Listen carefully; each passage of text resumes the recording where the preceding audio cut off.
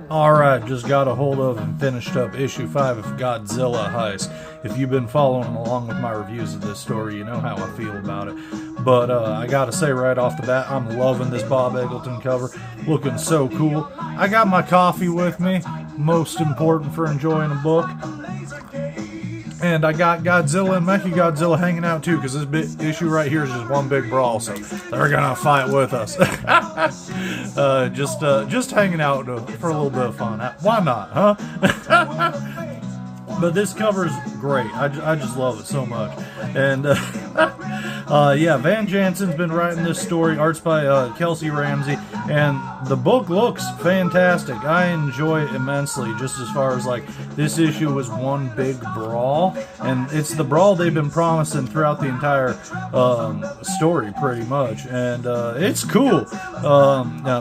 But I just feel a bit detached from it because I don't care about what's going on, really. As I've said before, I don't really like the characters in the book, like the protagonist. Has not endeared me to himself, nor his boyfriend,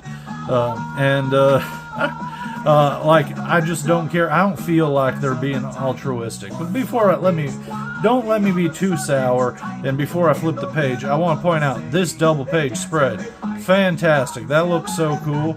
And let's just enjoy that for a second. But now I'm going to turn the page. You can pause it if you want. But man, that's real cool looking.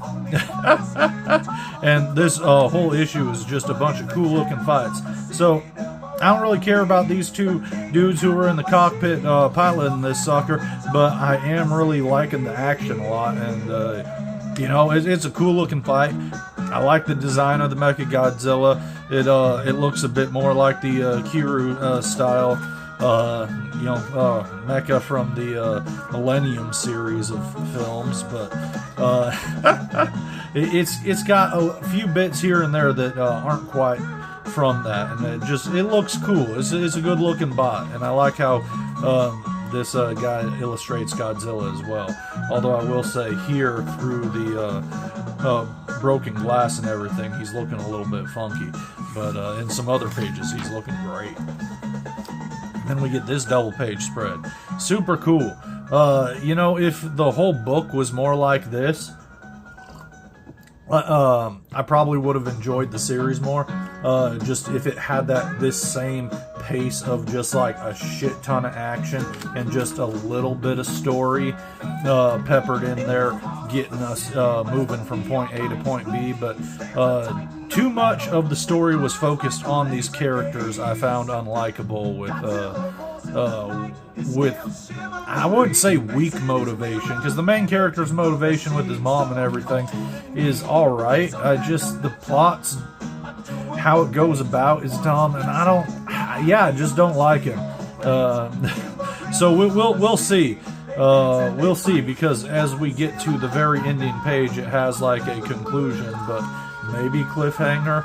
But I hate to say it, because I am really liking the action and the artwork is great. But I don't think I'm going to pick up a sequel miniseries to this if it comes out, because as we see in the last pages here, the fella survives, and it teases future heists and adventures.